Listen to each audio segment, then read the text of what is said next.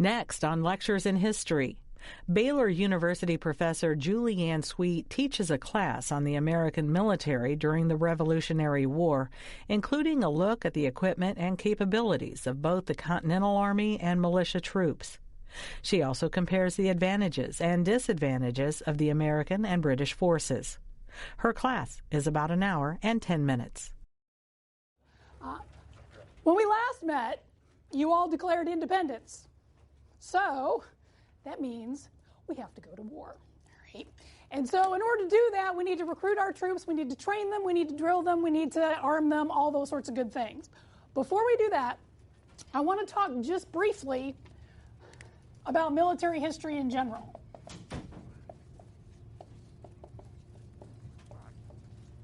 Okay. We're going to set aside our political history for now. Next couple weeks, it's military history, all full stuff, all full go, all right? So here's the thing. There's certain challenges that folks who study military history are going to encounter. Like what? What are some of the things that you can see military historians having problems with, running into? Yeah. History being written by the winners. Yeah.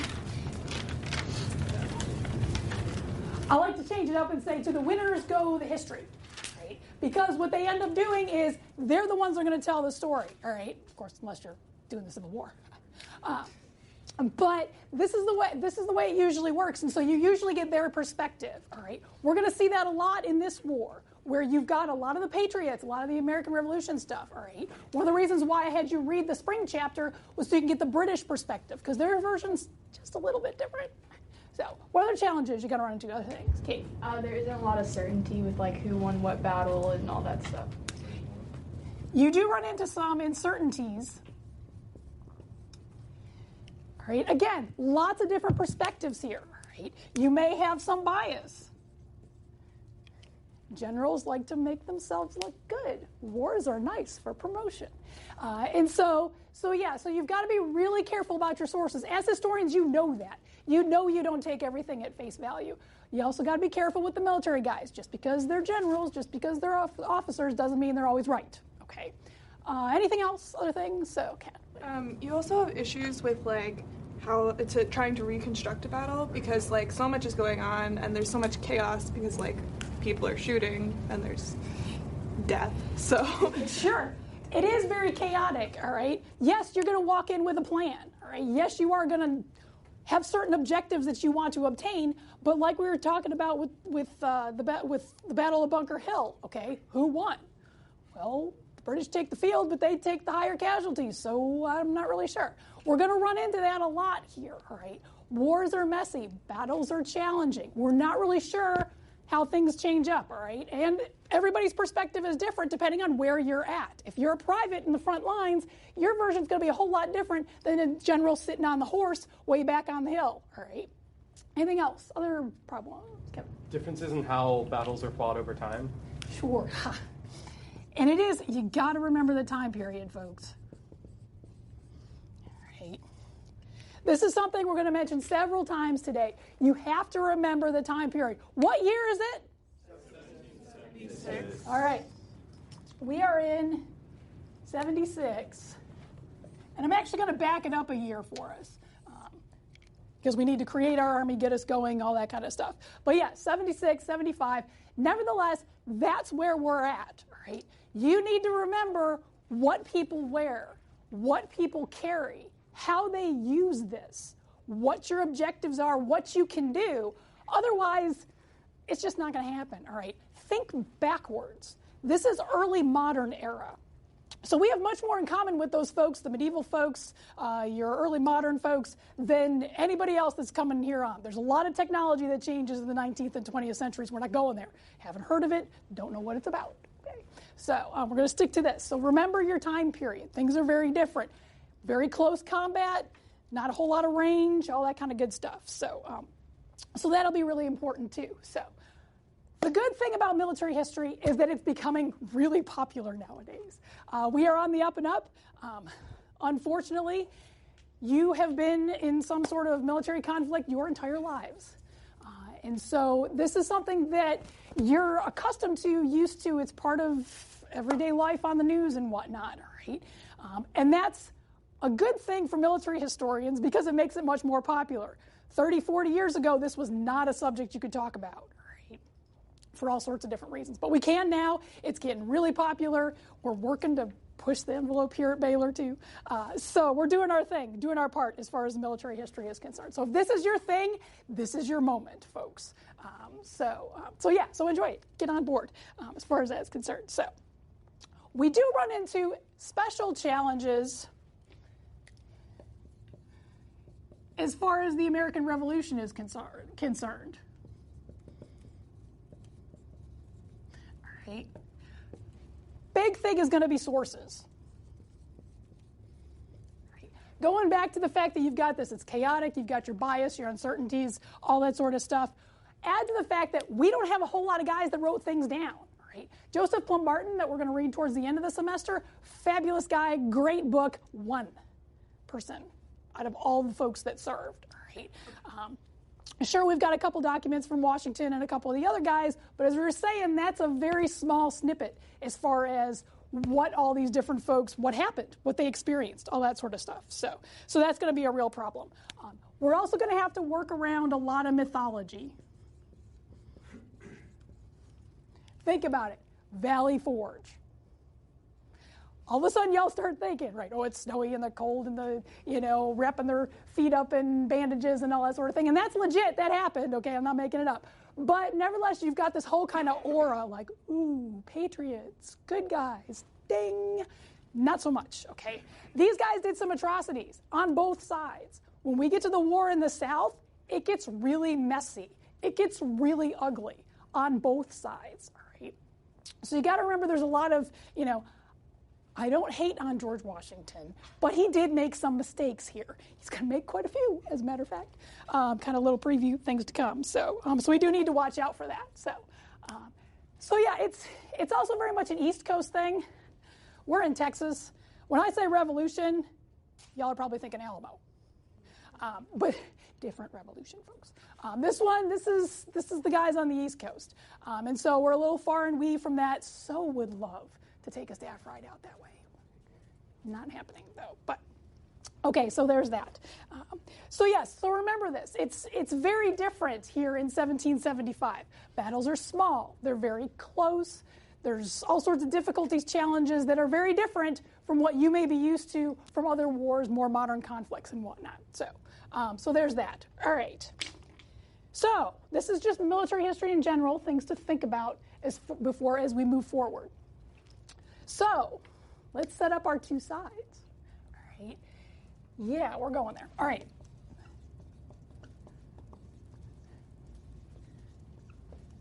Let's talk the British first. And yes, I'm intentionally using red. What sorts of advantage do our British folks have? What have they got on us? Ryan? They have an established officer corps. Yeah. And they're actually pretty good.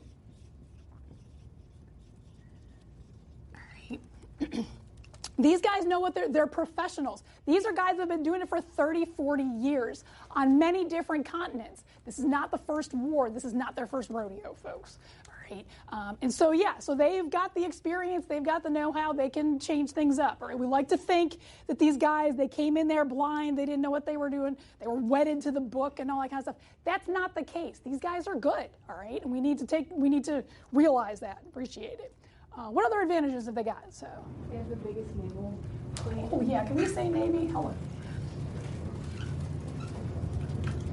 Yes, the Royal Navy. Ha! Let's talk about them. 270 warships. How many of the Americans got? None. Thank you, France. All right. But yeah, we don't have. This is going to be this is one of the reasons why we will not engage on the high seas, because we know we can't win there. All right. But the Navy is also hugely important for transport. They can get supplies. They can move men and material. They can get all sorts of things, different places and whatnot. All right. And yeah, this is definitely something that's in their side that there's no way we can catch up to them. So anything else? Other things? So yeah. They sort of have kind of the offensive initiative. They are working. They're playing offense. Okay, and they're going there. They have to subdue a continent. We'll talk about that. But nevertheless, they have the might on their side as far as that's concerned. So what else? Other things? So They have more training. lots of training. Goes back to your officer corps. They've also got, going along with that, to contingent with your Royal Navy, the Army. Right. 55,000 soldiers strong.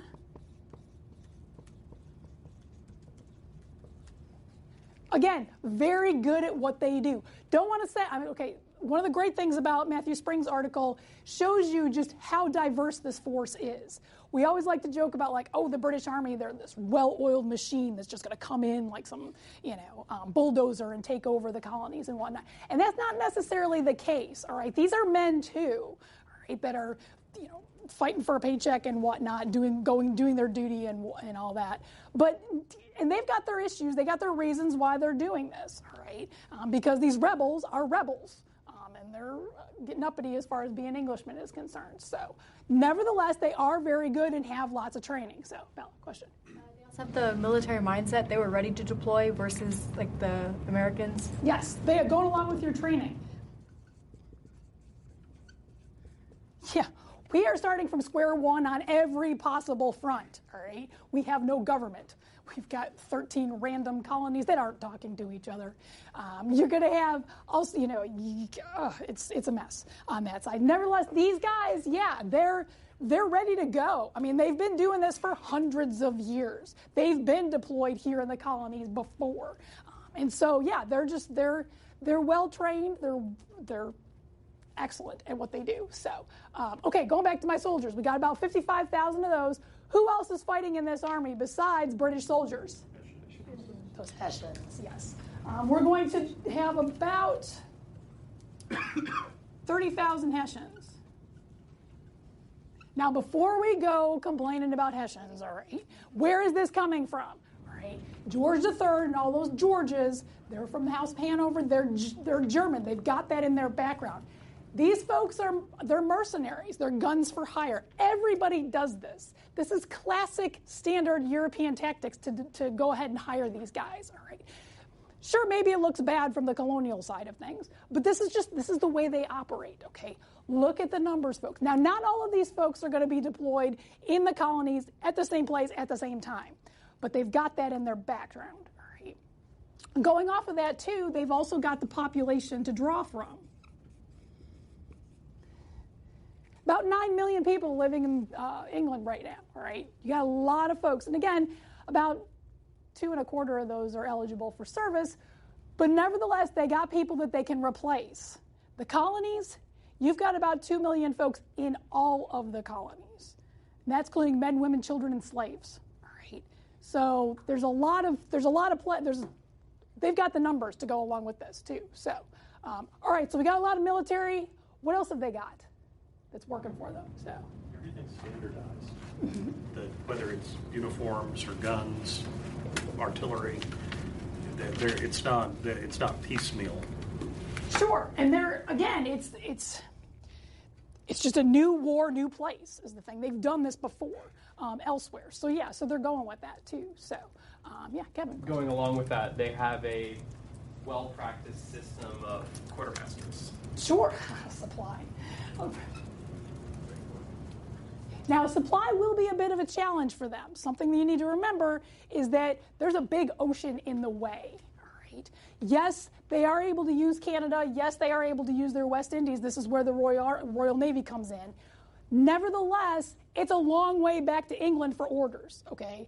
Think back to poor General Gage, who's stuck in Boston, waiting to find out what happens and what do I do now? He's got to wait for that. Same thing goes with supplies. We're going to see this several times where they're going to have to pull back because they need to make sure they got an exit strategy. So, other things we're not thinking about. Okay, this is all military stuff, and I get that. But you also need to remember they've got a government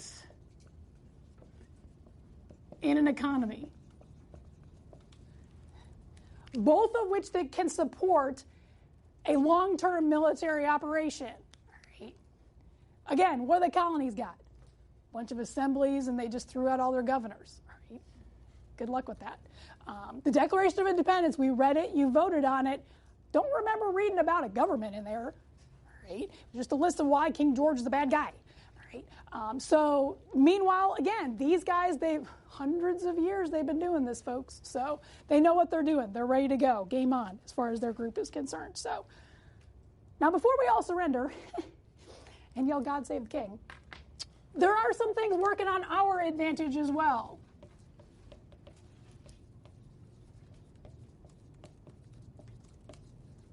Like what? What do we got? Home field advantage. We do.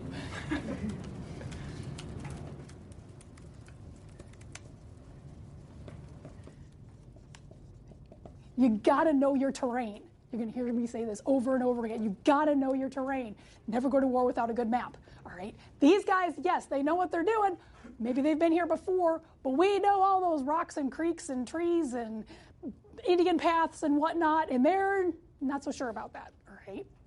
So we've got that. Going along with that, we also have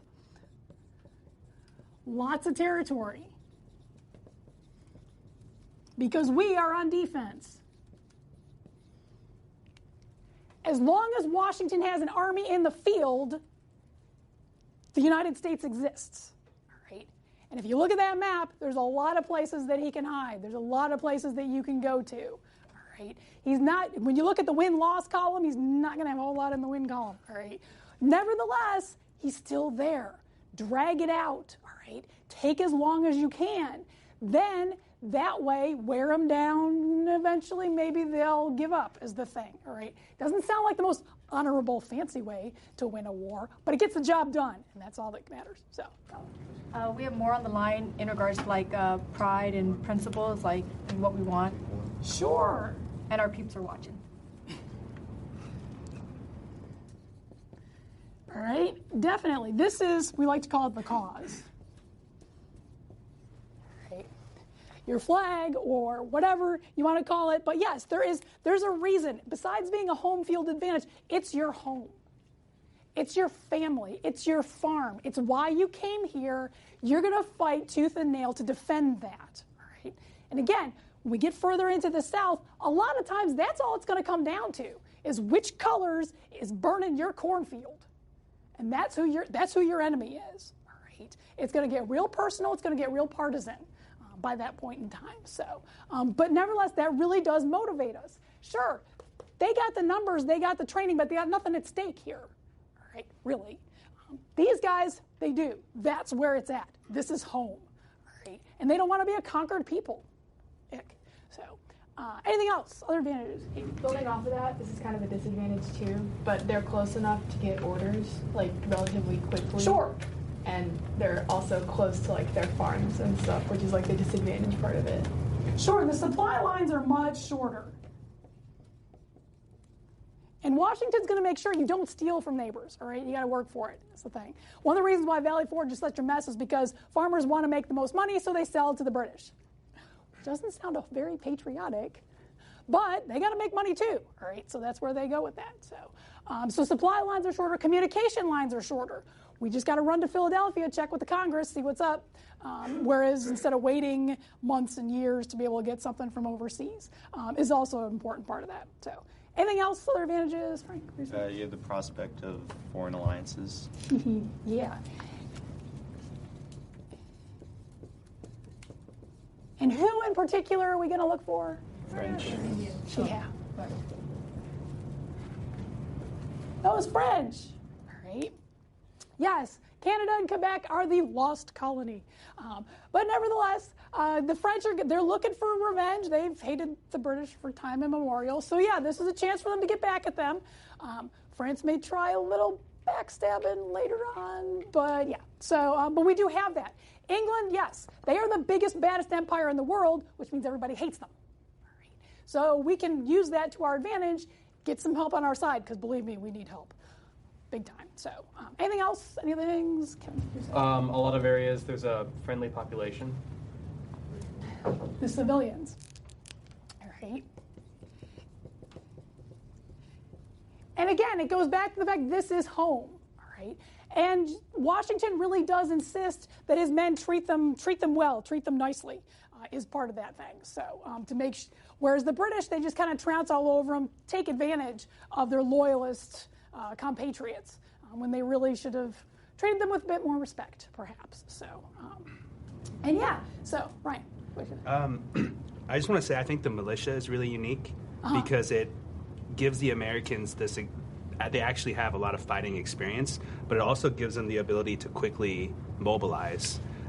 Whereas the Redcoats, they need to ship troops over or pull from loyalist population pools.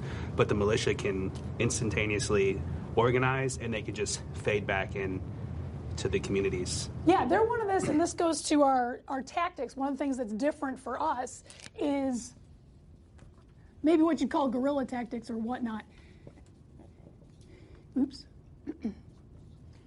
It'll eventually be an American way of war. Where, yeah, we hide behind rocks and trees and all that sort of thing. But yes, you deploy your local militia to be able to be your defense force right then and there when you need them. And that's their advantage, right? We'll talk a little bit more here in a moment about the differences between the militia and the Continental Army. And we need to have those two work together. But nevertheless, you have a force that you can call on at a minute's notice, literally, whereas British, not so much, is the thing. So, again, going back to these guys know their terrain, they know where their friends are, they can get their supplies, all of that helps work to our advantage. And the British have to destroy all of this to be able to win, is the trick. So, am I missing anything, Valerie? Does the fact that we have less soldiers make it better for us, like in regards to military leaders trying to conserve, like, the death toll, like, I don't know. Right, the fact that we have fewer of them, do we use them more carefully, sparsely, that sort of thing? It does help as far as mobility is concerned, but it's not necessarily, if this were a mass casualty event, then no. But since we are close combat, our numbers are going to be small. We're talking like a couple 100,000 guys in the field at one time. So a little bit of a mix there. Depends on the battle, is the thing. So anyways, anything else as far as advantages, whatnot? Okay. Yeah, question. Well, this isn't really a military advantage, but it does help that we came in the wake of the Enlightenment period, where we have printed rights, human rights, and we can see clearly that they're being trampled on by Britain. So it gives us more patriotic pride and passion going into the war. Sure, and it goes back to our pride, our principles, and the fact that we've got not just shorter supply lines, but communication lines, and we can play on that. We own the newspapers. We've got the press. And the press is hugely important. They're the ones that are going to be able to swing public opinion one way or another. And so they can, yes, we're going to have patriot presses, not so much as loyalist presses is the thing, and play on that rights thing. That's what we're fighting for. We're fighting for specific objectives, all right, for land, for rights, for economic opportunities, all those sorts of things. These guys, not so much, all right? This is a job, this is a deployment for them as far as all that's concerned. So, okay, now that we've gotten our two sides together, and yeah, we're doing this, all right, we need to talk about the guy, the person who's going off to fight this war is the thing. So, to do that, we need to talk about our material.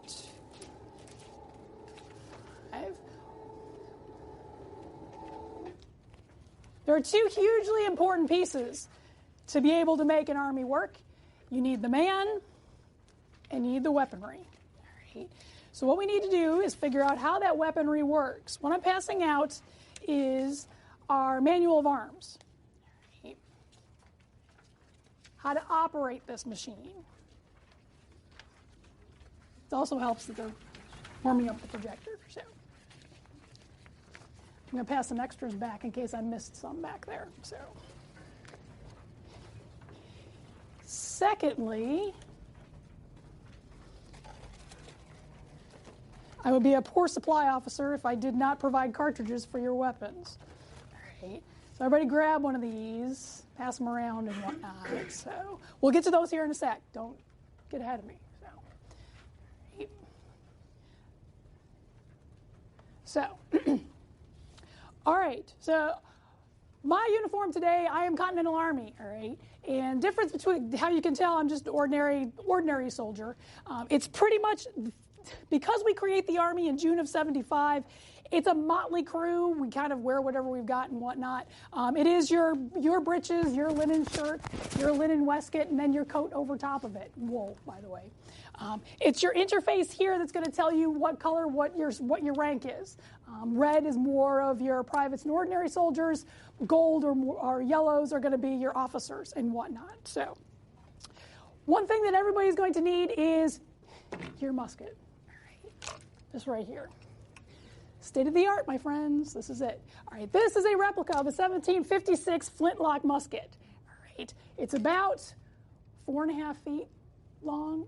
Weighs about 8 to 10 pounds. All right. It's about, and this is standard issue. You will have this. You will own this, and you will love this. Don't lose it.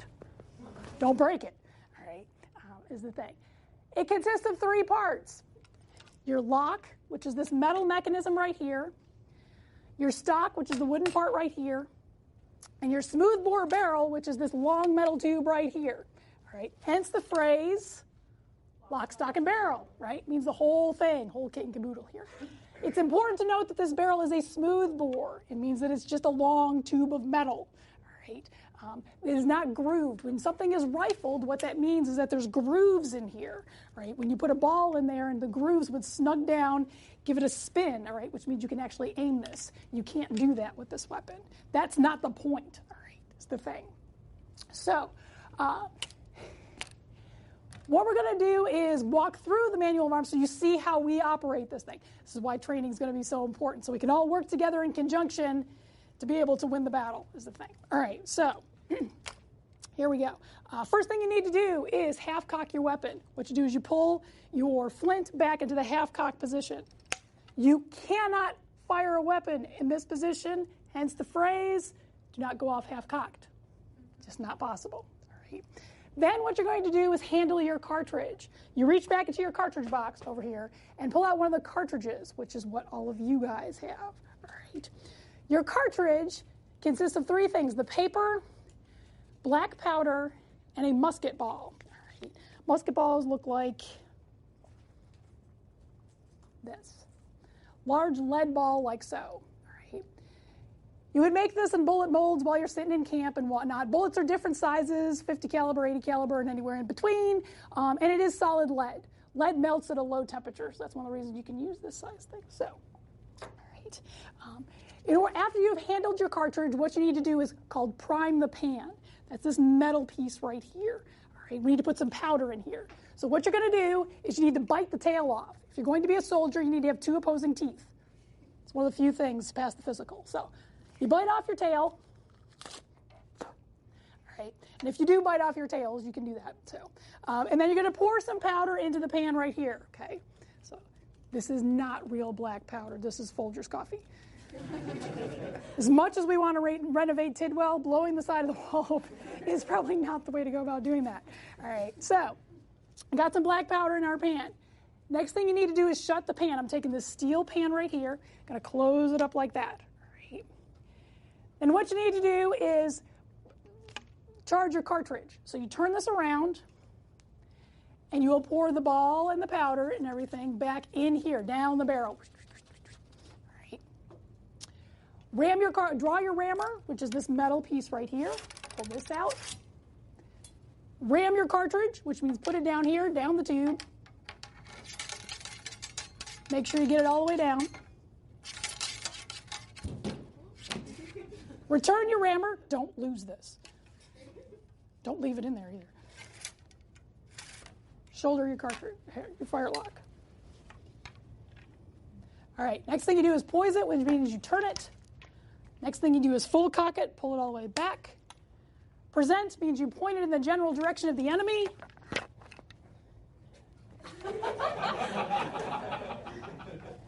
And then fire. Shut your eyes, pull the trigger. Okay, why did I close my eyes? What's happening right in front of them is an explosion. Okay, what happens here is the flint hits the steel frizzen, have causes the sparks. The sparks then light the black powder, which goes down the little touch hole, which then lights the powder that we put down the barrel, causes the explosion that sends our ball that direction some way, hopefully. Okay, is the thing. A good man on a good day can do this in 20 seconds. All right, how long is 20 seconds? Let's see about that. 1, 2.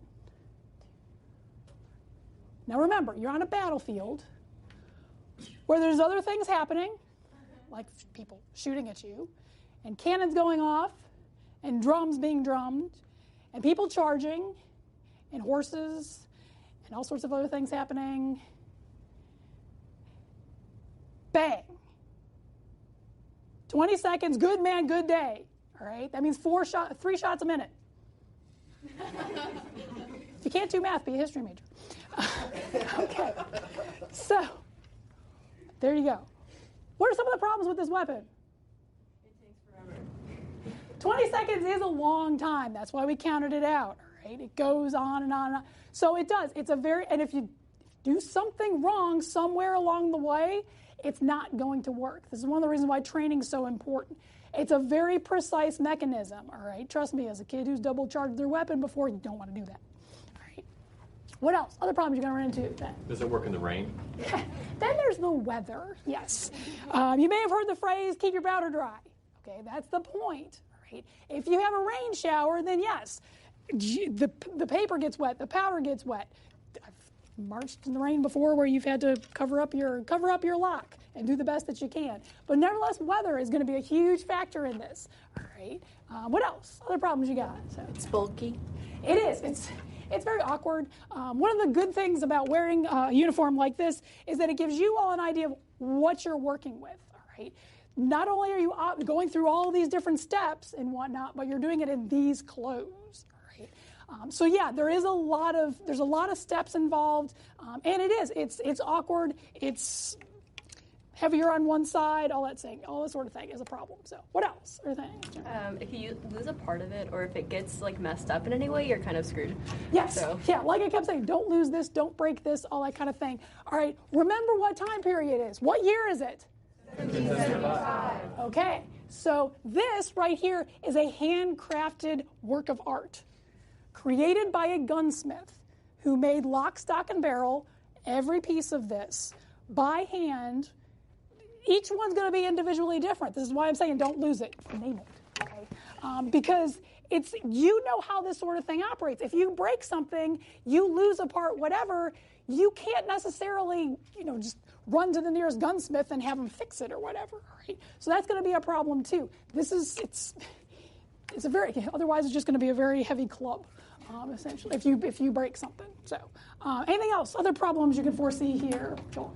I mean, it's a very low likelihood of being able to hit anyone at a greater distance. So, out of the full minute's worth of 3 shots, like maybe one might hit someone. Sure, it's a very inexact science. Do you put enough powder down here? It's one of the reasons why the barrel is so long and it is so bulky is that you need the range. The longer your barrel, the longer you can get it. Probably about 50 yards. Is how well you're going to be able to hit something with this. All right, 50 yards, when you leave here today and you go out the front steps of Tidwell, stop and look across, and it's going to be about to Burleson. All right, that's how close your enemy is going to be, is the thing. So yes, you do 2-3 shots, and then while you're advancing, and then you charge with your bayonet, and that's it. Like I was saying, remember the time period. This is very close combat, but that's the best you can do with this. Is the thing, because it is a smooth bore and that ball just goes bouncing out the other end and hopefully hits something over there, maybe, is the thing. So, other problems, other things you see. Flints wear out. Sure, your flint, you're going to have to replace this, I don't know, every 10, 12 shots or so, depending on how good your flint is. But nevertheless, yeah, this can break, split, lost one before. So, yeah, there's certain things that can happen to that, too. So, anything else, other problems you can see, Bella? User error. Yeah, operator error. Always a problem. It is very complicated. This is one of the reasons why you train and you drill and then you train and then you drill and then you do it again, is the thing. Because there's all these different steps that go along the way. This is the shorter version of this, all right? The longer version that the British are using is actually out here in our printed manual of arms. It takes about 36 steps. It's going to be a lot longer than 20 seconds, I can tell you that. But thank you, Baron von Steuben, for sneaking it down a little bit, so is the thing. But yeah, it's just, there's lots of things that can go wrong with this. Is a problem too. I don't know if anybody's used black powder, for instance. Black powder, very gummy, very sticky. It's going to gum up. There's lots of problems. I've got my whisk and pick here to be able to clear things out as best as I can to get the powder out of my pan and whatnot. So, anything else? Other problems you can foresee here? So, I have a question. Sure. Did the Continentals have bayonets, or is it just the British that charge? We all do, actually. Glad you mentioned that. So, but more questions about our musket before we move on. Okay, so the bayonet will actually go on the end. You'll see this little knob right here, all right? This is not a sight. You cannot aim this weapon, so you don't need one. It's another reason why you close your eyes. You're not actually you're pointing it in the general direction of the enemy. You can't really pick somebody off with it. So yes. So what we have is the socket bayonet, and that's this item right here, right? And what you do is you lock it into place, and then once you've advanced on the enemy far enough, you will use this much like a large club, spear, sword sort of thing. You will advance, you'll go for the squishy parts. And you want to thrust, you want to turn it, and then pull it back out again. All right? It's got this nifty little kind of triangle to it because what you're doing is creating a puncture wound. Those of you that know your first aid, all right, puncture wounds very hard to close up. All right? Again, that's why you're going for these nifty, meaty organs right here. That and you get it back out again. So. But it's not terribly sharp. This is not sword play and all that goofy stuff, right? We're not going there. But nevertheless, yeah, that's the other aspect of this. You use your flintlock to soften up the lines before you charge with your bayonet is the part of it. So yeah, this is definitely a big piece of this. Dan. You don't shoot with the bayonet on. You can, actually, but it does throw off the balance is the problem, and there's always the chance that the ball could bounce off of it by mistake is the thing. So anyways, okay. Other questions about our flintlock? Yeah. How easy was it to actually hit someone with like the bayonet part? Because it seems like it's not like a spear. It's not really as wieldy as it would be. It seems like it would be relatively easy to kind of move out. To deflect it, yeah. or get out of the way and whatnot. But you do have to remember the chaos and confusion that we were talking about too. That works to your advantage. Another thing about black powder, very smoky. It's one of the reasons why we wear bright colors and have drums and flags and that sort of thing. So that way you know the confusion and the chaos and all that, and will work to your advantage or disadvantage depending on which side you are. So, but yeah, it's a good weapon. It's the best we got, is the thing. So we'll be using these. We've still got them, is the thing. So, anyways, other questions? Yeah, Andrew. How cheap would they have been? Expense-wise, we're talking probably a good year's wages. I mean, they're expensive, and again, that's another reason to maintain it. But it is something that you all would be required to have as members of the militia, young men. So, anything, Katie, what do you say? So, how would the musket balls melted down from lead vary from the musket balls that they melted down from like statues and stuff? Because it's the same sort of thing. Because you use the same lead, and your lead, it may have like a pewter bit to it or whatever, but nevertheless, yeah, it's just we're not too concerned about what the metal is. We just want that projectile to be able to take them out. Is the thing. That's another thing. I mean, there's nothing standardized. So you're just how much powder you put in your cartridge, what size your balls are, all that sort of thing is just it's whatever you come up with. It's all personal. So I do want to say, do we have rifles? We do, all right, but they're very few and far between. By 1778, jumping ahead a little bit, only 3% of the weapons in the field are rifles, right? That's really, really small. There's a lot of problems with rifles, okay? They are longer, which is a challenge. The big thing is how long it takes them to load. We counted down our 20 seconds. Let's try talking 2 minutes to load a rifle. Right? It's got that sleeve. It's got those grooves in there. You've got to put extra cloth in there to be able to snug that down. It just takes that much longer. There's more steps to it, all those sorts of things. So yeah, you are going to have an occasional, I don't want to call them snipers, but your scouts are going to be the ones that are going to have your rifles. But they are not, that's not what we're using mostly here in the field, is the thing. So, any other questions about our musket? Yeah. Oh, I know in one of our readings it mentioned, I think it was Prescott having like a saber. Is that just for commanders, and were they more ceremonial, or could they actually be used in close combat? Officers generally carry swords as a way to rally their troops and to command, go this direction, go that direction, sort of thing. Yeah. I said look backwards like medieval and whatnot. We're not doing like the whole King Arthur and jousting and all that kind of stuff. Much fun as that would be. But yeah, that's usually what they are. It's definitely an officer's thing.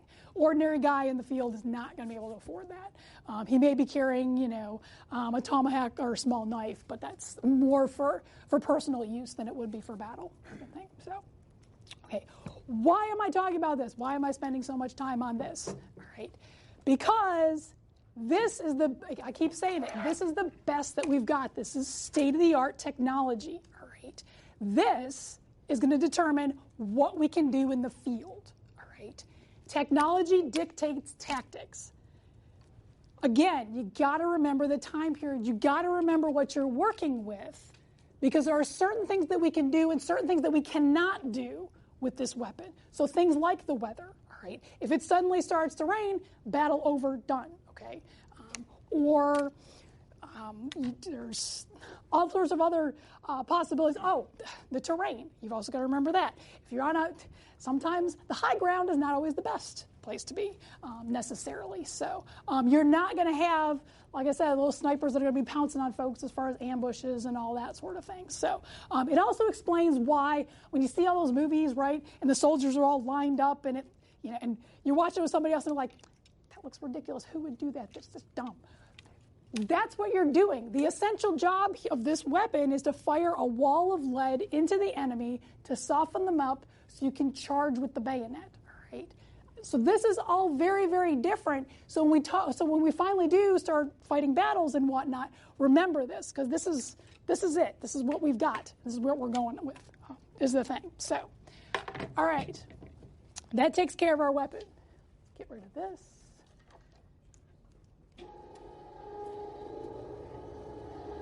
Now let's set up our army. Oops.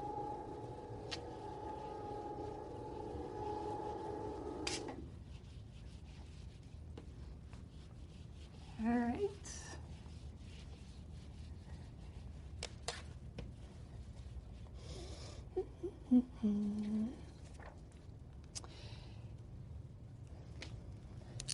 As far as the chain of command is concerned, and this is all ultra important, all right? Those are either military, and no matter what, always follow the chain of command. Don't jump. That's just rule of thumb there, okay? All right. At the very top is going to be the Continental Congress. They are supreme. They are the ones we answer to. It'd be nice if they would supply us. But, we'll work on that. So, but going back to advantages and disadvantages, Congress really doesn't know what they're doing. Okay, they signed a Declaration of Independence, woohoo! But as far as their powers are concerned, extremely limited. Okay, we had our list of what the Second Continental Congress could do: print money, but not raise taxes. So, yeah, that could be a real problem here. So, but this is where we start with the whole civil-military complex, all right? Military answers to the government is the way it works here, all right? This is where it starts. Just below him is going to be your commanding general. And for us, who's that? George, yes.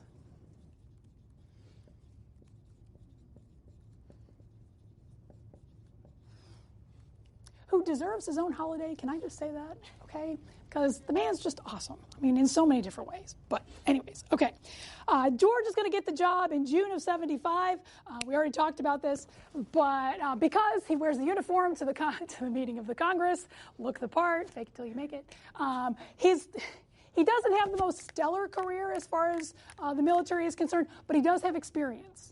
Right? He's worked with the British, kind of knows the inside track as far as how those guys operate and whatnot. So, so that's an important thing too. He's also a Virginian, right? when we first start this war in 75, it is a New England thing. This was one of the complications we had when we were talking about should we declare independence and all that stuff. When I say, it's just Boston, it's their problem and whatnot. By getting a Virginian to be in charge, you're going to get that help, that assistance from southern colonies, all right, which is hugely important. Also, Virginia is one of the wealthiest colonies you got, so you definitely want them on your side. The way to score points with that is put George Washington in there. He does his best, but he too is starting from square one, right? When he first gets to the Boston, he's got to teach them how to dig latrines and how to cook food and basic hygiene, as well as drill the guys and figure out how to use the weapon and all that kind of stuff, as well as deal with the whole regional politics and whatnot. I mean, his work is definitely cut out for him. And he doesn't, not hating on George, he doesn't necessarily do the best of job at the beginning, but there's a huge learning curve here. He's got a lot to learn, a lot of different forces in the field. This is all a problem for him, is the thing. So, and he's not always everybody's favorite choice, as we'll see, right? He has to fight for his job too and play the politics. What fun. So, poor George, he's got his work cut out for him here. So, next what you're going to have is your field army. These are your Continentals. That's me.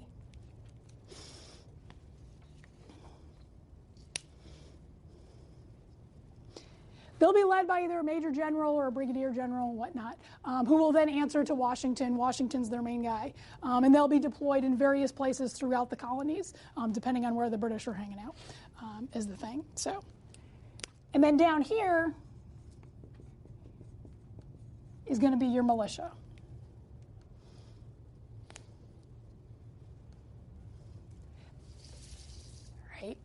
Again, these are your local defense force is the thing. So I want to talk about militia here for a bit.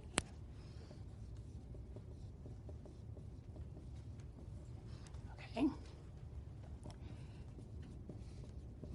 As we've already said,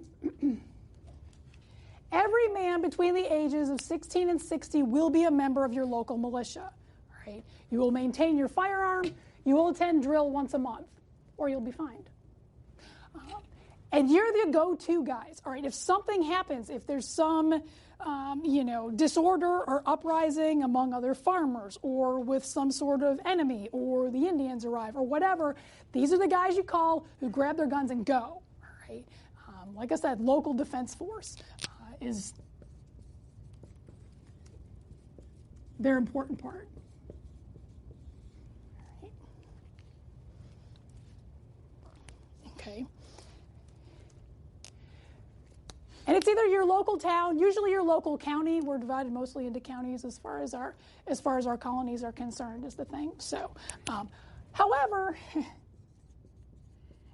as a force for long term, we got some problems with these guys. Like what? What are some challenges you run into with militia? As soon as it's farming time, they want to go home and take care of their farm. Yes, they have self-interest.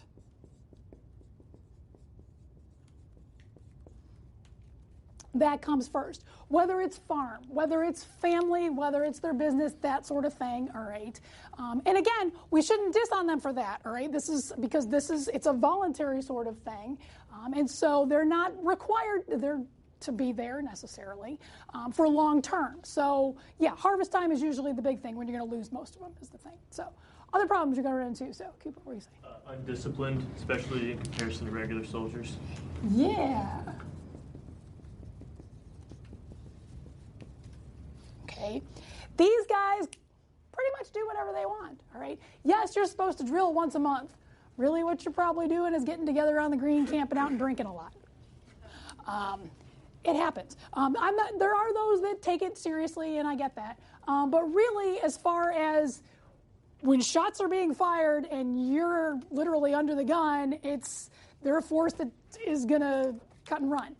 Is the thing, and they're unruly, and they are hard to discipline because they are a volunteer force. So when they do something wrong, you can't necessarily court-martial them or discipline them like you can regular troops. So keeping these guys in line, literally, is difficult to do. So what else? Other things about They want to stay local. Oh, yeah.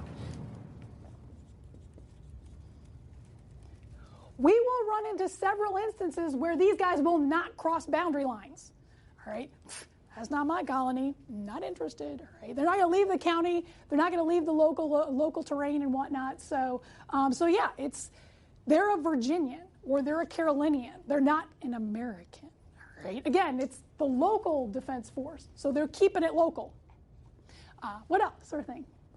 The level of training, because it is a voluntary, you know, like if they do have time set aside to drill or something like that, it's not necessarily, like you said, what they're going to be doing. And so it's not going to be the same caliber as the field army or the British Army.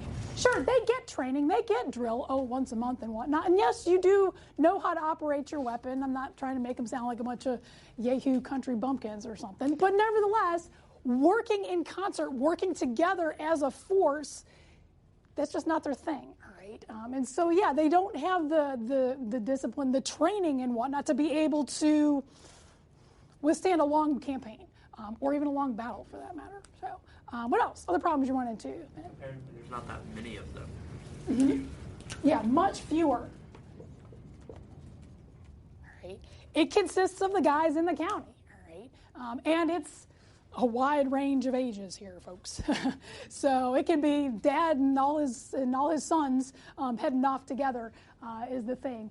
But yeah, as far as numbers are concerned, it's whoever comes out, right? And yeah, towns are small, and that's what you get to work with. Anything else? Other problem? Would they elect their leaders? Yes, they would. So let's elect our officers, shall we? So it does oftentimes turn into a popularity contest as far as like, oh yeah, who's providing the best ale? That's the guy who's going to be our new officer. Just call me Major. So that is a real problem because it's popularity, not merit. The guys who know what they're doing probably know better than to become an officer in the first place. But anyways, other problems you run into. So where did they get their funding? They are self-funded, but you're absolutely, because it is a volunteer thing. But nevertheless, as far as supply and whatnot, you're right. How are we going to, do we pay them? No. So that's why they're not going to stay in the field very long. How are we going to feed them? Well, they better bring their provisions with them, right? And forage as you will. So that's a problem too. So yeah, how you supply is a big difficulty. What else? Other problems with our I think particularly in the South, there were also militias that formed of loyalists, so there's no guarantee that they're going to be on your side. Sure, there is the loyalty question. All right. And yes, in the South, this is one of the reasons why it's going to be so partisan, why it's going to be so ugly, is that it's often neighbor versus neighbor. That it's not necessarily which flag, which cause you support. It's, hey, you stole my cows, or I lost a court case to you, or I've hated your family since you got here. All right, it comes down to that being that personal is the thing, and yeah, you can switch sides is the problem too. So going back to our supply and stuff. We also don't have a uniform at all. I'll be militia on Thursday, just so you know. And so it's the only thing you need is your weapon. You just pretty much wear whatever you've got and off you go is the thing. So yeah, how do you tell who's friend, who's foe, right? It becomes really, really challenging. Going back to the non-discipline thing, the ugly things that happen out there, all right? Things like, spicketing your enemy where you basically run a stake through their foot and whatnot to get them to talk is real problematic. So there's all sorts of problems as far as their discipline. What else? Are there other problems with our militia? Other difficulties you run into? You can't expect them. They don't stay put. They're unreliable. All right. Both short-term and long-term. Because, like I said, when they're under fire, they oftentimes will cut and run because they don't have the discipline, they don't have the training to stay put, is the thing. They aren't necessarily going to be long-term as far as soldiering is concerned, and you're not going to have them for weeks or months on end, like you are a contracted soldier, like you would with the Continental Army. So we do have some problems here, but. Wouldn't it also be difficult for them to work with the Continentals because the Continentals don't trust them and they think they're kind of a less qualified force? Sure, you absolutely run into huge problems with trying. What we're going to have is we're going to have our militia who are supposed to answer to your Continentals. Continentals, like you said, they don't trust the militia because they've got this undisciplined, unreliable sort of cut and run stereotype and whatnot. So, yet they do have their advantages. It's getting the two to work together is the real challenge, all right? And every single battle, we're going to see this. Sometimes it's successful. Most of the times it's not. But they are a problem, all right, to work with. Nevertheless, despite all these problems, I don't call them advantages, we'll call them benefits. I don't want to completely discount this force, all right? What are some benefits to our militia? What are some of the good things, reasons we want them? They're everywhere. Yes, they are. Once again, as I was saying, every man is required to do this. So yes, no matter where you are, if you're in, York County, Virginia, or you're in, Poughkeepsie, New York, you're going to be able to pull these guys in. So what else? Other advantages, Kevin? They know the land better than anyone. They do. All right. They know the creeks and the rivers and the Indian paths and all those different places that nobody else knows, whether you're Continental Army, whether you're British Army, all those sorts of different folks. You got to know your terrain, folks, all right? And you can use that to your advantage as far as getting supplies, as far as, being able to pick your battle, where that's going to happen, and using that to your best advantage. You cannot discount how important this is here. So, but what else? So, Cooper. Did a large percentage of the militia have war experience from fighting in the French and Indian War? And again, they don't necessarily have to have experience in a cut and dry battle. They've got experience with that weapon. They've got experience, say, hunting. They've got experience just fighting in general is part of that. And so, yeah, they're not necessarily, disciplined as far as a force, but they're very comfortable in the field. Is the thing. And so we can definitely use that to our advantage. So anything else? Other things, Bella? They're more tight-knit since they know each other, like they've grown up with each other. Sure, they're connected. As I was saying, often it's that family ties, all right? Let's go get, all the uncles and all the nephews and all the sons, and we're all just going off to war together. But that family sort of thing, yeah, that really helps. Again, going back to the advantages. It's your home, it's your family, it's your farm, and yeah, you're going to be that much more invested in protecting it and defending it. And yeah, bring everybody out while you're at it. So, what else? Other things, Jennifer, what do you say? You just touched on this, but they have more incentive to actually go fight because if it's on their land and on their farms, then they're going to want to defend it. Sure, going back to, again, the advantages, it's their cause. That's what they're fighting for. That's what they're the most excited about, is the thing. So yeah, they're not going to leave their backyard because it's their backyard. That's why they're protecting it. That's what they're so excited about, is part of that. So anything else, other things? Yeah. If they're self-funded, Congress doesn't have to worry about them as much as the Continentals. Sure, they can get a play on their, put it down here. They can count on local supplies, all right, is the thing. So, because they know the terrain, they also know where the friendlies are, where they can get food, shelter, all sorts of other supplies. And yeah, they are self-funded, so they can operate without having to talk to Congress. Again, undisciplined and whatnot, it's a problem, but it's also an advantage because they're a force that can do whatever they want, basically, which again, good and bad, double-edged sword. Danny. Get any individual colony support? They can get some from, from the county, who might, raise some monies and whatnot to accoutre them properly or whatnot. But they don't have to, is the thing. It's much more voluntary than anything else. So, anyways, okay. Questions about our militia? Yes, Andrew. So if someone was on paper, fully qualified to be in the militia, how hard was it for them to be disqualified? Pretty difficult, actually. Seriously, I mean, it's pretty much, it's just about the age requirement, and that's it. And you go, or you can pay your fine and not go, is part of it. But yeah, it's just expected. And most men will go. I mean, it's part of the rights and privileges of being a citizen. This is what you do. You vote. You are a member of the militia. You sit on a jury. All those different things. It's just part and parcel of being a citizen, essentially. So, anyways, other questions about our militia? Okay, the other force in the field we need to think about is our Continentals.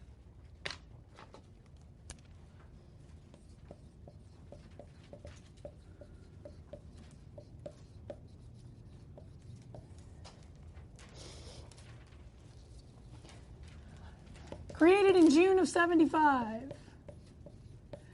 Thank you, Continental Congress.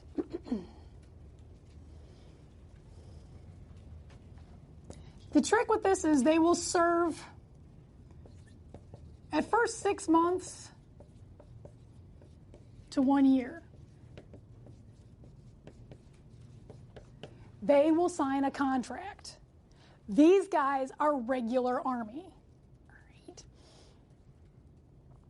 With all the benefits of being like regular Army, which means you're going to have to obey orders, which means you're going to have to outfit them, whether it's uniform, whether it's musket, whether it's pay, which is a real challenge as far as our Congress is concerned, and supplies, which is also a problem as far as our Congress is concerned. We're going to have some mutinies here, but they have to stay. That's one of the advantages of these guys. These folks, they come and go willy-nilly, whichever way they want to go. These folks, they have to go where they're told to go. Either you go to Philadelphia, or you're going to New York, or you're going to Valley Forge, or you're going to Morristown, wherever. You got to follow orders as part of this. So they are much more disciplined and trained. Now, a caveat to that is this is new. This is something we're starting from scratch. George has got his work cut out for him. We don't have some, major warehouse full of weaponry and uniforms and flags that we can then run out and accoutre our guys and send them off to fight the British. We're starting from square one. These people, they used to be militia. Now they're signing a contract. There's a lot of play in here. I don't want to make it sound like this is Army who's ready to go and take on the British Army. It's going to take a long time, right? We're going to see the first couple of years, these guys need to get that experience. Yes, they have some experience. Yes, they've been fighting wars for quite some time now. But nevertheless, it's a learning experience for them, especially in the long term. You also got to watch the timing, right? Sometimes the timing of battles will be determined on whether their contracts are going to expire. Because believe me, they're going to want to go home. After the experience that they've had, trust me, they're going to want to go home. So that's a part of this, too. They have to stay for the length of their contract. And we do have the cause behind us, especially at first. There's a historian that calls this the rage militaire. That everybody's all on board. We declare independence. We're going to go get the British, and everybody signs up on board because you're taking your sons and your brothers and your friends, and it all sounds like a great adventure. Until you've been there for 4 months, sitting around a campfire, starving and not getting paid, making lead balls for your flintlock and whatnot. So that it does fade over time, all right? Sure, one of the American advantages is the longer we draw this out, the longer British fatigue is going to kick in. But the longer we draw this out, the longer American fatigue is going to kick in as well. So you need to be careful about that, is the thing. So you also have to watch out for the fact that, like I said, these guys are regular Army. We are very skeptical of that. Right? Think about all the experiences we've had before this with all those redcoats that are staying in people's houses, right?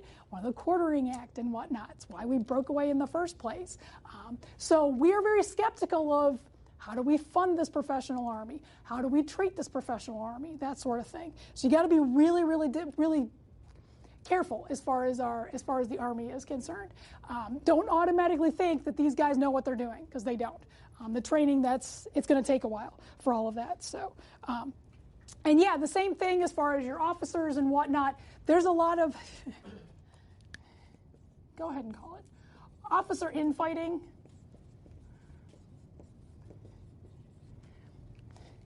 Who's in charge? Who deserves to be in charge? You know, Washington is not the most well-liked guy in the world. I hate to say it, it's true. There's, you know, and there's other folks besides Charles Lee that we don't like that cause problems for him. All right, and poor Washington, he's forever sending petitions to Congress to try and help out his Continental Army, and Congress is like, yeah, we'll get to it someday, whatever.